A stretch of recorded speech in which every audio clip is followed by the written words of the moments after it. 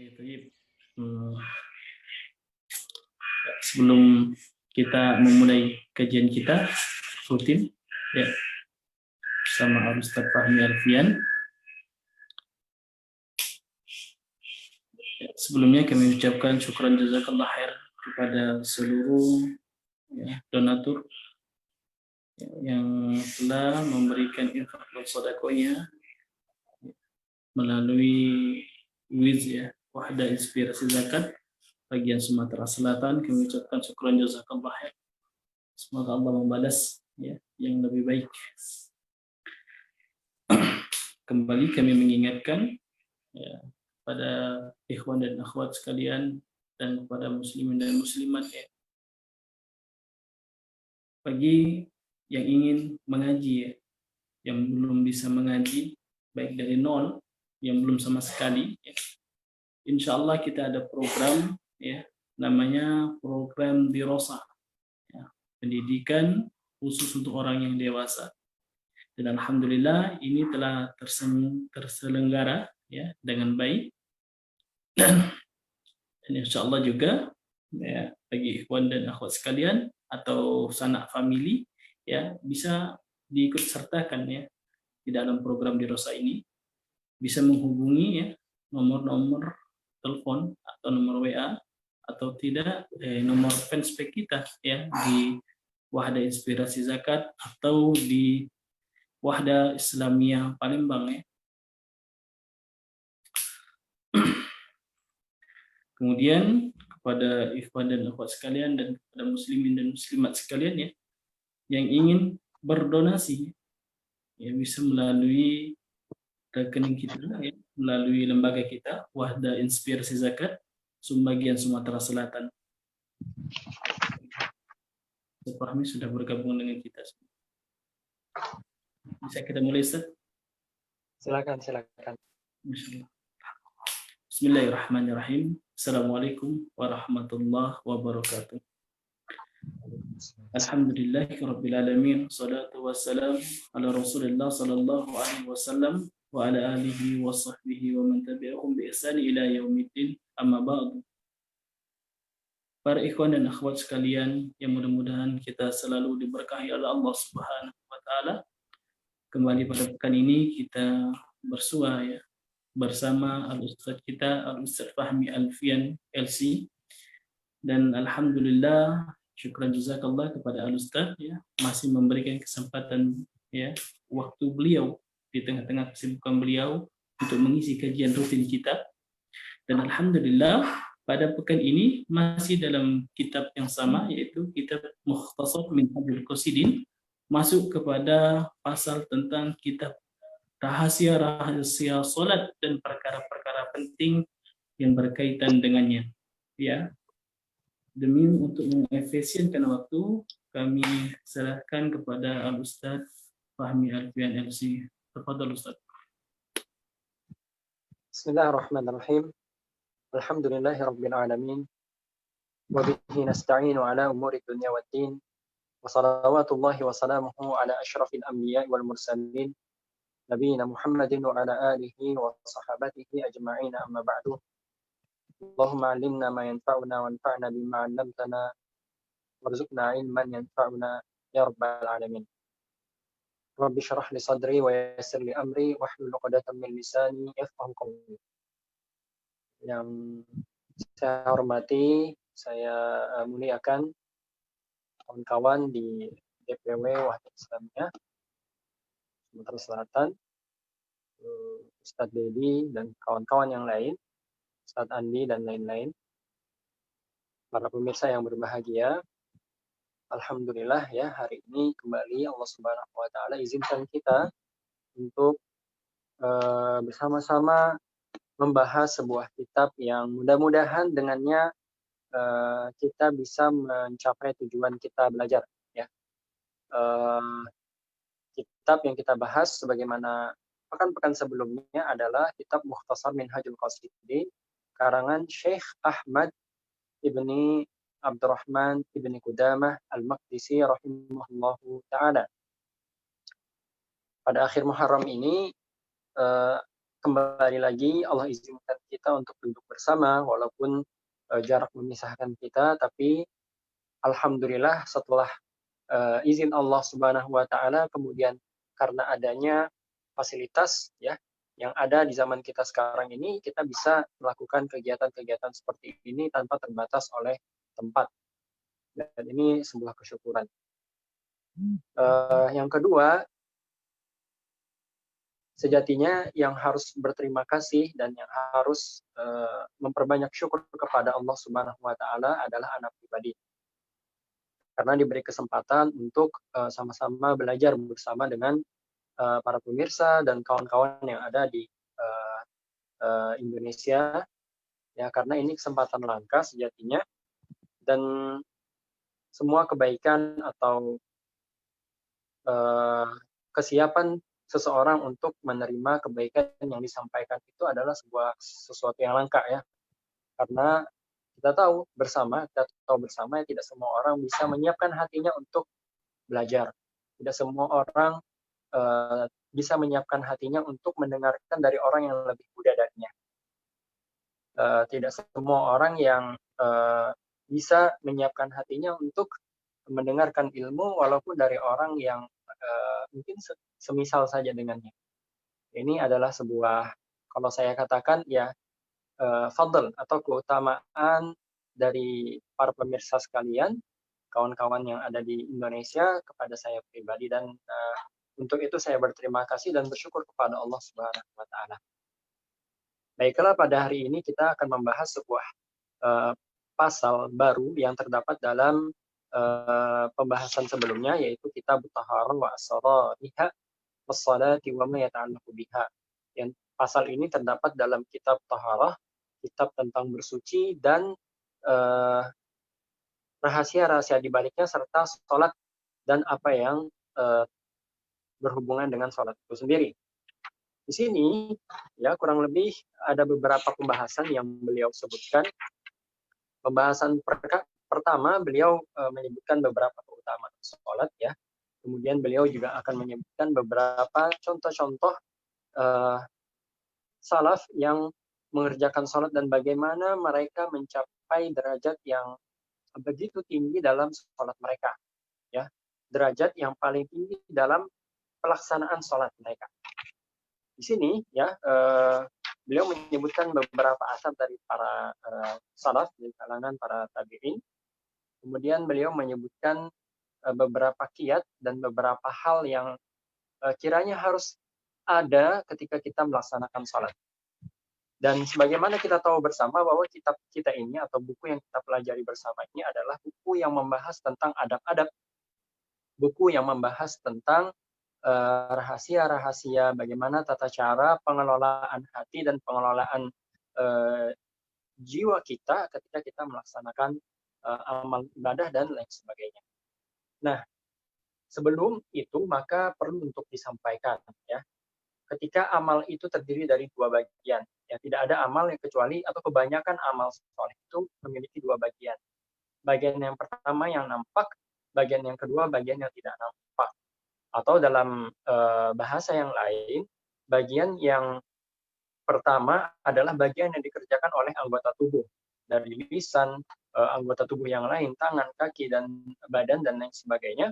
Dan bagian yang kedua atau sisi yang kedua adalah amalan-amalan yang dikerjakan oleh hati seorang hamba saat melaksanakan satuan amalan tersebut. Ya, jadi secara singkat amalan itu, ya, sebuah amalan itu ada dua sisi atau ada dua bagian. Bagian pertama yang dikerjakan oleh anggota tubuh yang nampak, bagian yang kedua adalah yang dikerjakan oleh hati hamba ketika mengerjakan amalan tersebut. Baik, kita akan bahas bagian yang kedua. Bagian yang pertama, pembahasannya seharusnya, ya, seharusnya kita semua kawan-kawan yang bergabung di sini, yang mendengarkan, dan semua kita telah mempelajarinya secara tuntas dalam pembahasan fikih. Bagi yang belum, silahkan dicari ustadznya, gurunya, kiainya, ya, yang membahas permasalahan sholat secara khusus dalam buku-buku fikih. Nah, ini penting juga, ya, jangan sampai pembahasan mengenai hatinya sudah terlalu dalam, akan tetapi pembahasan yang zahirnya, tata cara sholatnya, ruku yang tepat, sujud yang tepat, kapan melaksanakan takbiratul ihram, apa yang harus dilakukan sebelumnya, syarat-syarat sholatnya belum dipelajari. Ini bahaya, ya. Jadi kedua-duanya harus saling melengkapi satu dan lain. Kita mulai pembahasan ini. Beliau mengatakan faslun fi fadha'ilis shalah. Pasal tentang keutamaan salat, kata beliau. Wa amma lis-salati fa innaha imaduddin. Kata beliau di sini salat adalah tiang agama, bagaimana sabda Rasulullah sallallahu alaihi wasallam, ya. Wa imaduha wa amuduhus shalah. Dan tiang agamanya adalah salat, kata Rasulullah sallallahu alaihi wasallam. Wa gurratut ta'at, yaitu puncak ketaatan yang paling afdol, yang paling tinggi. Waqad warada fi fadha'ilis shalah akhbarun katsiratun masyhurah wa min ahsani adabiha al-khusyu'. Kemudian beliau sini mengatakan telah banyak diriwayatkan hadis-hadis yang menyebutkan keutamaan salat. Kemudian beliau memberi ringkasan, ya, adab yang paling tinggi, yang paling harus diperhatikan, yang paling indah yang ada pada salat adalah khusyuk. Jadi adab yang paling penting untuk diperhatikan oleh seorang mukmin ketika dia salat adalah kekhusyuannya. Ya, sederhana itu, ya. Nanti kita akan bahas secara panjang.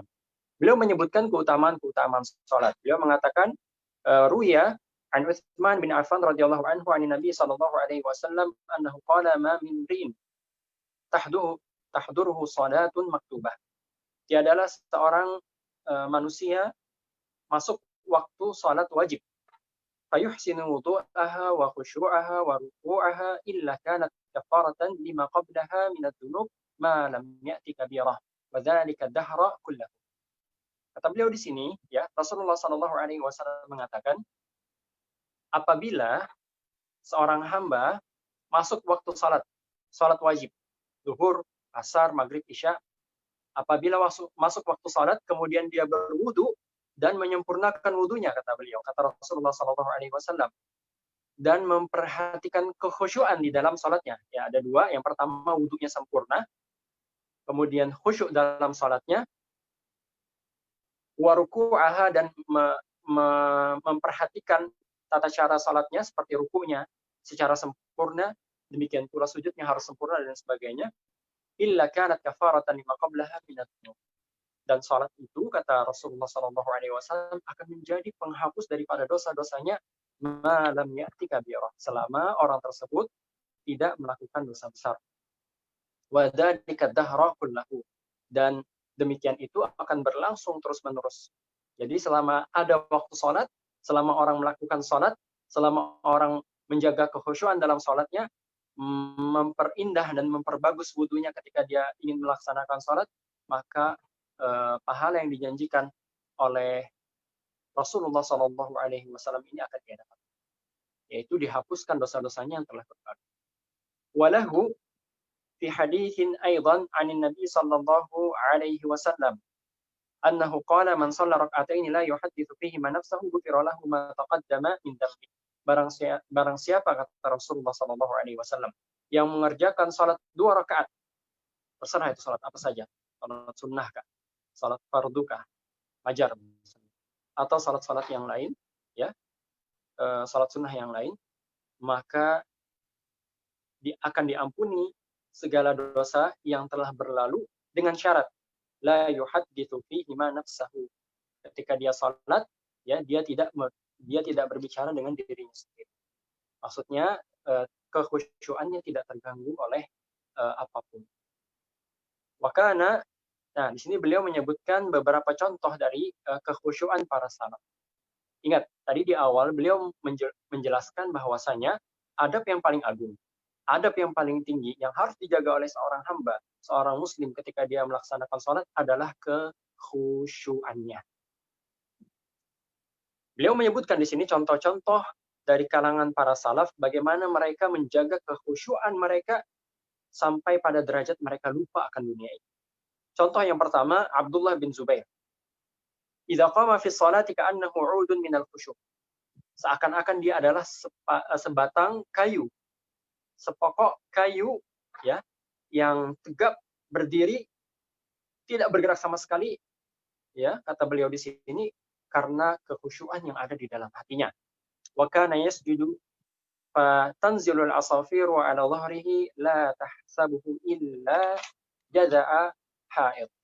Kata beliau di sini, ketika beliau bersujud, ya, ketika Abdullah bin Zubair ini sujud, kemudian tiba-tiba ada seekor burung pipit atau beberapa burung pipit yang singgah ke atas badan beliau, karena mengira beliau ini sedang, mohon maaf ya, karena mengira, ya, beliau ini adalah batang kayu dan bukan manusia, karena saking khusyuknya, tidak bergerak sama sekali.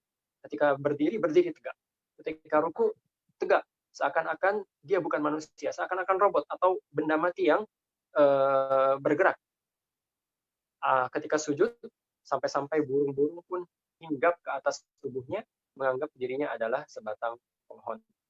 Wasalla yauman, ya, Abdullah bin Zubair ini suatu hari salat fil hijri, di Hijr Ismail atau di bagian dalam Hijr Ismail, faja'a hajarun qudzafatin fazahaba bi ba'di thawbihi famantafala. Ya, ketika beliau salat di dalam Hijr Ismail, tiba-tiba ada batu melesat, batu yang dilesatkan melalui ketapel atau apa ya, alat pelontar. Kemudian batu itu menyentuh beberapa bagian bajunya hingga robek, dan beberapa robek dan terlepas dari tubuh beliau, tapi tidak membuka aurat beliau. Tapi beliau tidak bergerak sama sekali karena kekhusyuan beliau. Kemudian Maimun bin Mihran di sini meriwayatkan atau mengatakan, ma ra'aitu Muslim bin Yasar multafitan fi shalatin qat. Walaqad inhadamat nahiyatun minal masjidi fafazi'a ahlus suq lihadmiha. Aku tidak pernah, kata Maimun bin Mihran, aku tidak pernah sama sekali melihat Muslim bin Yasar menoleh sedikit pun di dalam salat. Ya. Tidak pernah melihat sedikit pun Muslim bin Yasar menoleh di dalam salatnya. Laqad inhadamat nahiyatun minal masjidi fafazi'a ahlus suq. Suatu hari Muslim bin Yasar ini berada di sebuah masjid untuk melaksanakan salat. Kemungkinan besar ini salat duha, ya, atau salat sunnah sebelum salat zuhur atau setelah salat zuhur. Kemudian tiba-tiba bagian sudut masjid yang beliau tempati untuk salat itu rubuh. Orang-orang yang ada di sekitaran masjid, ya, karena sekitaran masjid ada pasar, ya, orang-orang yang di sekitaran pasar tersebut dan yang ada di dalam pasar semuanya heboh, ya, kagum, ada apa ini? Ya, mereka semuanya terkejut, masjid tiba-tiba roboh. Akhirnya mereka berbondong-bondong datang ke masjid untuk memperhatikan apa yang sedang terjadi. Nah, pada saat itu, innahu lafi masjid yusalli famaltafata. Mereka mendapati Muslim bin Yasar sedang sholat, tegak berdiri dan tidak menoleh sedikit pun karena saking khusyuk.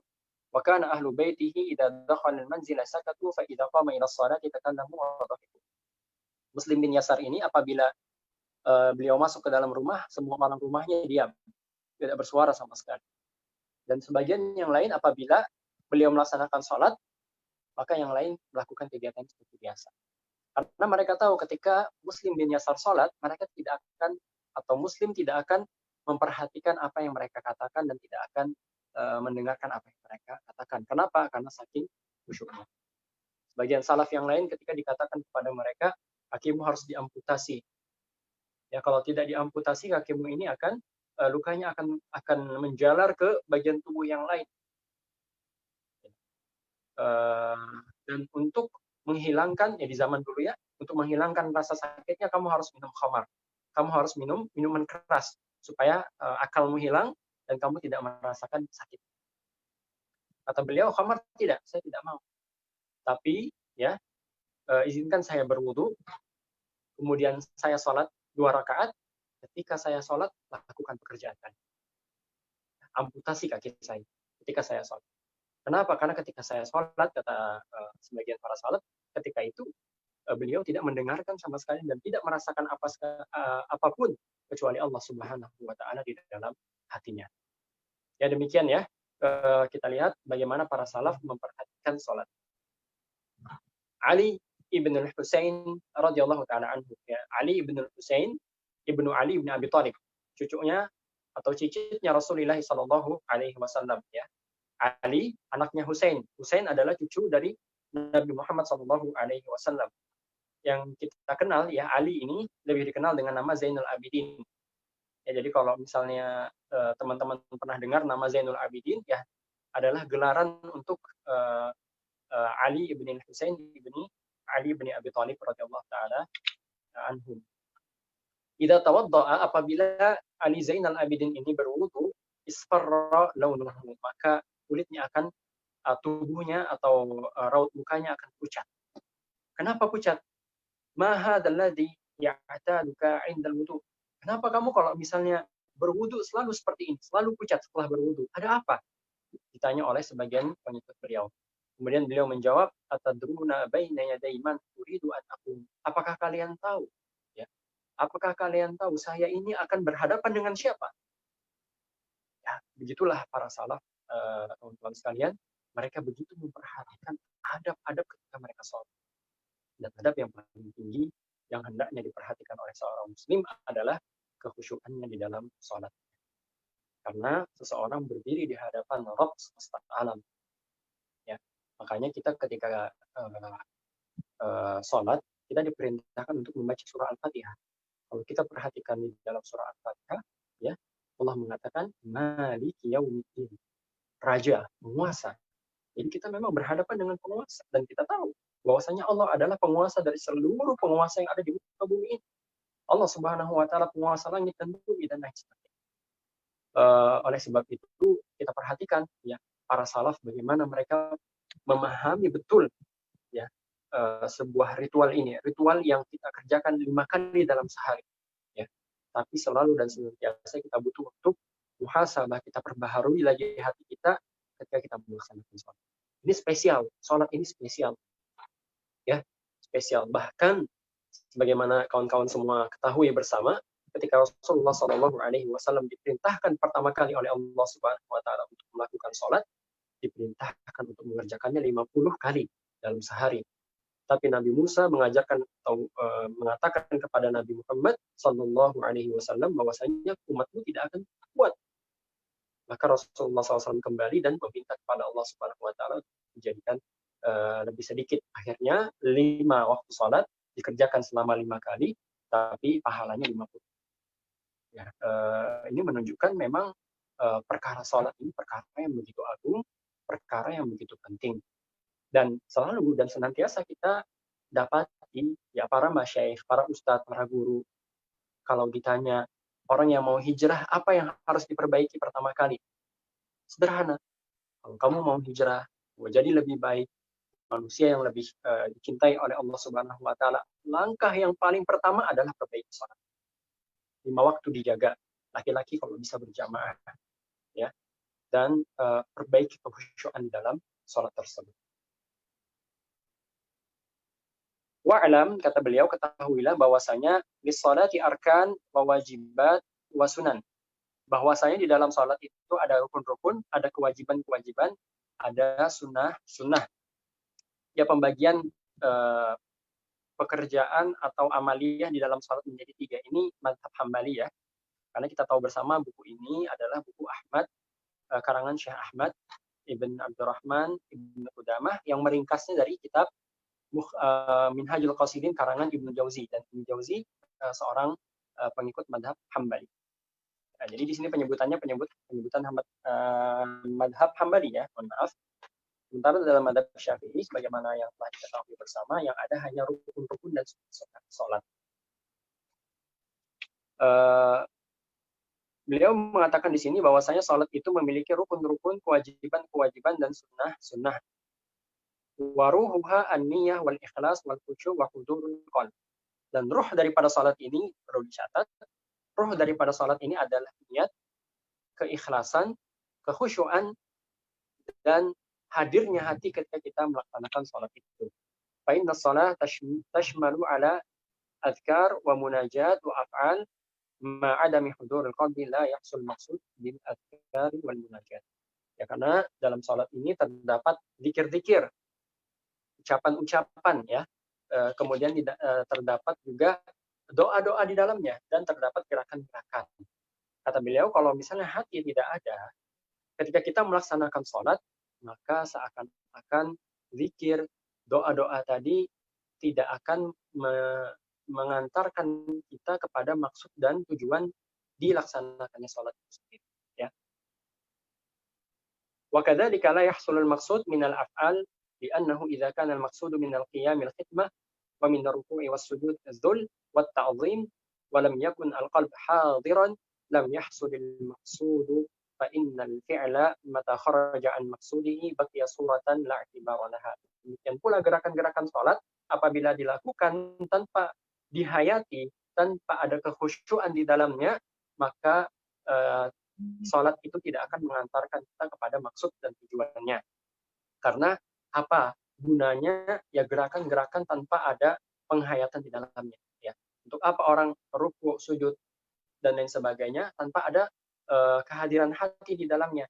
Mohon maaf kalau boleh dikata, kalau boleh ya, kalau salah mohon nanti ini diluruskan.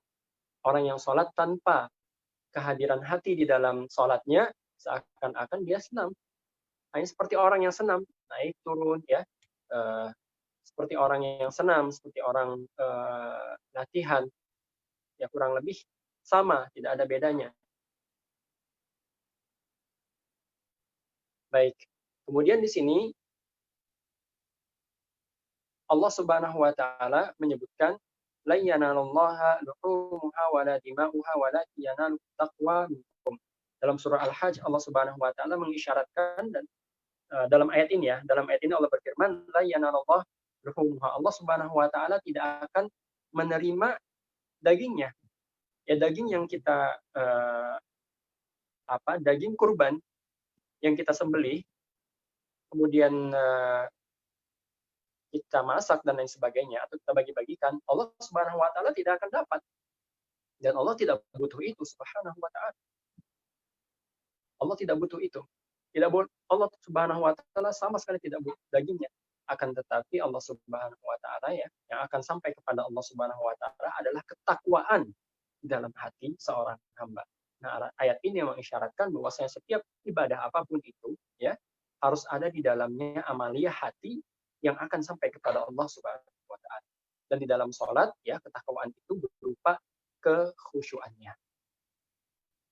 والمقصود أن الواصل إلى الله سبحانه وتعالى هو الوصف الذي استولى على القلب حتى حمل على امتثال الأوامر المطلوبة فلا بد من حضور القلب في الصلاة ولكن سامح الشارع في غفلة طرأ بأن حضور القلب في أولها ينسحب حكمه على باقيها. Kata beliau di sini bahwasanya menjadi tujuan adalah orang yang maksudnya adalah orang yang menginginkan Allah Subhanahu wa taala, yang berjalan menuju Allah Subhanahu wa taala ya, yang diharapkan darinya adalah keberadaan hatinya di dalam pelaksanaan amalan ibadah yang bersifat zahir ya.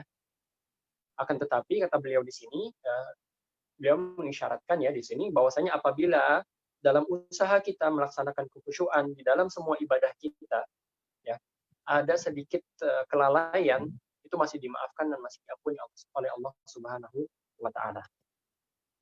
Dan di sini beliau menyebutkan beberapa hal yang harusnya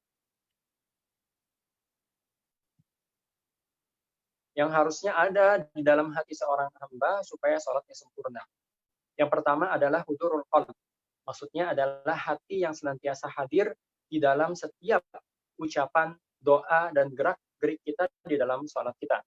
Beliau di sini mengatakan ma'nahu an yafrughal qalb min ghairi ma huwa mulabisun lahu, yaitu maksudnya kehadiran hati ini ketika hati difokuskan untuk memperhatikan dan konsentrasi pada ibadah yang sedang dikerjakan. Dan cara untuk memfokuskan hati, menjadikan hati fokus adalah satu, memiliki himmah, memiliki motivasi yang kuat untuk itu. Kalau boleh dikata bahasa motivator itu why-nya kuat. Kenapa saya sholat? Dia bisa menjawab, kenapa saya sholat? Kenapa saya harus khusyuk di dalam sholat? Ya. Fa'innahu mata'aham maka amrun hadar qalbuk daruratan. Ya. Ya, seperti itulah ya. Kata beliau, kalau misalnya ada sesuatu yang memotivasi kita untuk melakukan untuk melakukannya, apapun itu, termasuk di antara ibadah dan melaksanakan sholat secara khusyuk, apabila ada motivasi, apabila ada keinginan yang kuat di dalam hati, maka seseorang akan memiliki perhatian yang sangat kuat dan sangat tinggi terhadap apa yang dia kerjakan. Maka tidak ada yang bisa mengatasi permasalahan ketidakkhusyukan dan tidak ada yang motivasi kecuali memaksakan motivasi itu muncul di dalam hati seorang hamba. Dan ini motivasi ini bisa naik dan bisa turun, ya, bergantung daripada keimanan seseorang. فَمَتَى رَأَيْتَ قَلْبَكَ لَا يَحْضُرُ فِي الصَّلَاةِ فَاعْلَمْ أَنَّهُ سَبَبَ ضَعْفِ الْإِيمَانِ وَاجْتَهِدْ فِي تَقْوِيَتِهِ. Nah, kata beliau di sini, ketika seseorang menginginkan atau ingin memiliki motivasi yang kuat di dalam dirinya untuk melaksanakan sholat secara sempurna, memperhatikan kekhusyuannya di dalam sholatnya, maka dia harus memperhatikan tingkat keimanan. Dan ini bisa menjadi indikator keimanan kita apabila kita di dalam sholat kita, ya, mulai lalai, tidak memperhatikan kekhusyuan kita.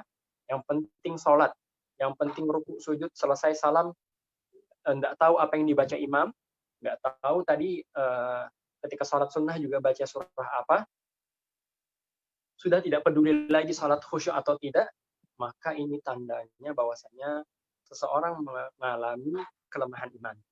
Oleh sebab itu, hal yang harus diperhatikan pertama adalah iman itu sendiri. Ini yang pertama ya, karena sisa 10 menit lagi kita coba percepat. Yang kedua, kata beliau, at-tafahum li ma'nal kalam fa innahu amrun wara huduril qalb. Salah satu cara, ini yang kedua ya, salah satu cara untuk menghadirkan hati di dalam sholat kita adalah dengan memahami apa yang kita ucapkan di dalam sholat. Ketika kita mengatakan Allahu Akbar, kita paham makna Allahu Akbar. Ketika kita mengatakan Sami Allahu liman hamidah, kita paham apa maknanya Sami Allahu liman hamidah, dan seterusnya. Bayan bagi sarfud dhihni ila idrakil ma'na bidafil khawatir asyagilah wa qat'i mawadiha. Oleh sebab itu, dengan cara ini, dengan cara memahami apa yang dibaca di dalam sholat, kita berusaha untuk memfokuskan pikiran kita dan menghentikan lintasan-lintasan pikiran yang mengganggu kita.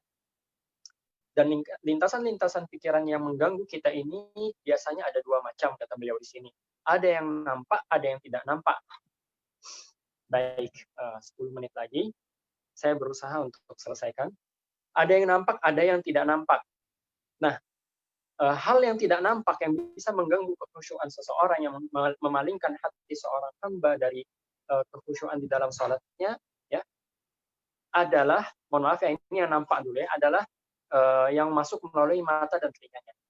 Ya, mata misalnya sholat menghadap sesuatu yang melalaikan. Sholat misalnya menghadap ke arah jalanan, misalnya. Sholat mengarah ke arah jalanan tentu akan melalaikan. Apabila Anda pecinta buku, ya, Anda gemar membaca, maka jangan letakkan rak buku di arah kiblat, tempat Anda sholat. Karena ketika Anda sholat, Anda akan membaca satu persatu judul buku yang akan Anda baca dan akan Anda khatamkan dalam bulan depan. Demikian pula apabila Anda pegiat, mungkin Anda memiliki perhatian terhadap makanan, ya jangan letakkan meja makan di arah kiblat. Ketika Anda sholat, Anda mengarah ke arah kiblat, maka Anda akan berpikir tentang makanan dan seterusnya. Jadi segala sesuatu yang mengganggu penglihatan Anda, singkirkan. Demikian juga ini para takmir masjid. Ya, para takmir masjid ini hendaknya juga memilih warna cat yang bagus, kemudian tidak memperbanyak corak di arah kiblat, ya. Jangan memperbanyak corak di dalam masjid, ya, di dalam masjid ke arah kiblatnya. Nah, perlu untuk diingatkan juga, memilih corak sejadah yang pas, ya, yang kira-kira tidak membuat orang berkhayal, ya. Kadang ada beberapa motif sajadah itu yang kalau dilihat dari sisi sini nampak gambar orang, dilihat sini gambar kuda, dilihat sini gambar yang lain, ya, siluet begitu. Nah, ini bisa memalingkan hati orang yang sholat ketika mereka sholat, ya. Baik. Kemudian yang kedua, ya, hal yang bisa mengganggu kekhusyuan seseorang yang kedua adalah yang sifatnya batin, yang sifatnya tersembunyi. Bagaimana cara mengobatinya? Ya, yaitu dengan cara memaksakan hati kita untuk senantiasa memahami apa yang kita baca. Jadi memang dipaksa hati kita. Dipaksa untuk senantiasa memperhatikan apa yang dibaca dan apa yang kita baca di dalam salat kita. Ini yang kedua, ya. Kemudian di sini beliau mengatakan, ini penting, ya. Hal yang menguatkan seorang hamba ketika sholat dan mendapatkan kekhusyuan di dalam sholat adalah senantiasa sholat dalam keadaan sudah terlepas dari seluruh keterkaitan dunia, sebisa mungkin. Kalau ada pekerjaan sebelum sholat, selesaikan. Ya, selesaikan pekerjaan itu sebelum sholat, hingga ketika kita sholat, ya, kita tidak terikat dengan pekerjaan itu. Ya, jangan sampai ada data yang sedang kita kerjakan, yang sedang kita hitung, kemudian azan berkumandang, kita sholat, yang kita pikirkan adalah penjumlahan, perkalian, pertambahan di dalam kepala kita, dan lain sebagainya. Ya, Anda sedang mendesain sesuatu, selesaikan desainnya sebelum sholat. Kalaupun ternyata belum selesai, maka beri jeda antara selesai Anda bekerja dengan sholat. 5 menit, 10 menit, supaya menenangkan hati untuk masuk ke dalam sholat. Salah satu tips yang disebutkan oleh para ulama adalah mengerjakan sholat atau datang ke masjid tepat pada waktunya atau sebelum waktunya. Ya, supaya kalau misalnya azan dan iqamah jaraknya 10 menit, maka 10 menit ini waktu Anda untuk menenangkan hati Anda, untuk siap berhadapan dengan Allah Subhanahu wa taala dan bermunajat kepada Allah Subhanahu wa taala. Dan yang terakhir yang beliau sebutkan di sini, unsur yang paling penting yang harus ada ketika kita sholat untuk mendapatkan kekhusyuan adalah ta'zim di dalam hati kita, pengagungan kepada Allah Subhanahu wa taala dan haibah. Kita menghadap siapa? Yang memiliki jiwa kita, yang memiliki hati kita, yang memiliki seluruh kehidupan kita. Ketika kita sibuk dengan duniawi kita, sibuk dengan anak-anak kita, sibuk dengan ilmu yang kita pelajari, kemudian kita sholat, kita berhadapan dengan yang memberi kita dunia, yang memberi kita anak-anak, yang memberi kita. Olehnya ini penting untuk kita perhatikan bersama. Dan yang terakhir sekali kata beliau di sini adalah ar-roja, pengagungan. Tadi pengagungan yang kita sebutkan tadi akan melahirkan 3 hal. Yang pertama, anggota tubuh yang tenang karena berhadapan dengan Allah Subhanahu wa taala. Sebagaimana kalau kita sekarang hari ini dihadapkan dengan Panglima TNI misalnya, atau berhadapan dengan presiden misalnya, atau seorang pembesar, kita tidak mungkin kan melakukan gerakan-gerakan yang mungkin membuat yang kita hadapi tidak nyaman. Demikian pula ketika berhadapan dengan Allah, ya, tenang, badan tenang, hati tenang, dan yang terakhir muncul pengharapan yang tinggi kepada Allah Subhanahu wa taala, karena kita tahu yang kita hadapi ini adalah zat yang memiliki kehidupan kita. Ada pembahasan berikutnya yang cukup indah tentang ketika kita sujud apa yang harus kita ingat, ketika kita ruku apa yang harus kita ingat, dan lain sebagainya. Kita tunda sampai pertemuan yang berikutnya, kalau Allah Subhanahu wa taala memberikan kita umur dan taufik untuk melakukan kegiatan seperti ini. Saya kembalikan kepada Ustaz Ahmad Reddy. Wassallallahu ala nabiyina Muhammad wa ala alihi wasallam. Walhamdulillahirabbil alamin. Insyaallah. Syukran jazakallah khair kepada Ustaz kita, ya, atas apa yang beliau sampaikan pada pekan hari ini. Masya Allah, ada 3 ya, mana batiniah yang menjadikan sholat kita itu terasa menjadi hidup, ya. Yang pertama yaitu kita menghadirkan hati kita ketika kita salatnya. Dan makna yang kedua adalah usaha kita untuk memahami makna ucapan yang kita ucapkan. Dan yang ketiga adalah mengagungkan Allah dan serta mengharap, ya, ada rasa roja yang mengharap kepada Allah. Syukran, jazakallah khair kepada Ustaz kita, Ustaz Alfian, ya, atas yang sudah sampaikan pada pekan hari ini. Semoga ini dapat bermanfaat untuk kita semua. Ya. Kami harapkan, ya, ini tidak terbatas hanya pada kita saja. Ya. Kami berharap ini dapat menyebar luas, ya, kepada kaum muslimin dan muslimat kita, ya, di seluruh Indonesia dan seluruh dunia. Ya, mungkin ada beberapa pertanyaan yang disampaikan di forum kita, yaitu yang pertama yaitu apakah ada tips-tips untuk menjaga kekhusyukan saat di waktu sholat di masjid dengan banyak anak-anak yang bermain di masjid? Oh ya, tips kita untuk menjaga kekhusyukan, ya, ketika banyak anak-anak di masjid. Padahal Ustaz, mau dijawabkan? Ustaz Ahmad, jadi saya persingkat saja.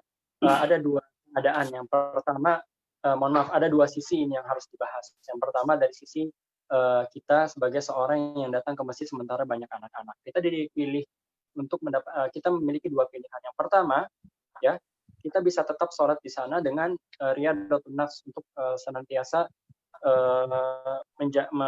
mengolah hati kita sampai kita terbiasa mendengar suara anak-anak dan terbiasa juga untuk melakukan sholat dengan suara tersebut. Tips yang disebutkan oleh para ulama adalah dengan sedikit atau dengan menggerakkan lisan kita ketika kita sholat, ya, dengan sedikit memperdengarkan suara kita. Apalagi kalau kita sholatnya sholat sunnah sendirian. Ini yang pertama. Yang kedua, ya, apabila kita tidak mampu, sudah kita berusaha, maka cari masjid yang lain yang sepi daripada anak-anak. Ini sisi yang pertama. Sisi yang kedua dari sisi anak-anaknya itu sendiri dan orang tua. Keberadaan anak-anak di masjid itu bagus. Keberadaan mereka di sana itu bagus sama sekali. Sama sekali tidak ada masalah. Yang masalah adalah ketika anak-anak ini mengganggu ketika sholat, ini yang salah. Olehnya anak-anak satu harus didampingi oleh kedua orang tuanya ketika mereka sholat di masjid, ya, terutama pada saat sholat asar, sholat maghrib, ya, yang mana anak-anak datang ke masjid untuk belajar di TK-TPA yang ada di masjid. Oleh sebab itu, ketika sholat, ya, harus diperhatikan dan harus diawasi anak-anak tersebut oleh kedua orang tuanya. Kalau bisa orang tuanya hadir. Kalau tidak bisa, maka pengurus yang bertugas untuk itu. Kalau, ya, tidak ada pengurus, misalnya TK-TPA-nya juga tidak ada juga yang orang tua yang memperhatikan anak-anak di suatu keadaan, maka takmir masjid boleh melarang anak-anak berusia di bawah 5 tahun misalnya, atau berusia di bawah 7 tahun untuk datang ke masjid. Tidak ada masalah, karena mereka tidak dibebankan syariat, belum dibebankan syariat. Yang dibebankan syariat adalah orang-orang yang telah akil balik, ya, dan kekhusyuan mereka lebih diutamakan daripada anak-anak itu sendiri. Baik, Ustaz Dedi, silakan. Cukup dulu tadi pertanyaannya karena sudah masuk waktu Isya, ya, di waktu Indonesia Barat. Oke, tadi kami ucapkan sekali lagi jazakallah khair kepada Ustaz kita, Ustaz Fahmi Alfian LC. Semoga bermanfaat untuk kita semua. Dan kepada ikhwan dan akhwat sekalian yang telah bergabung, kami ucapkan syukran jazakallah khair. Kami tutup dengan doa kafaratul majlis. Subhanakallahumma wa bihamdika asyhadu an la ilaha illa anta astaghfiruka wa atubu ilaik. Assalamualaikum warahmatullahi wabarakatuh.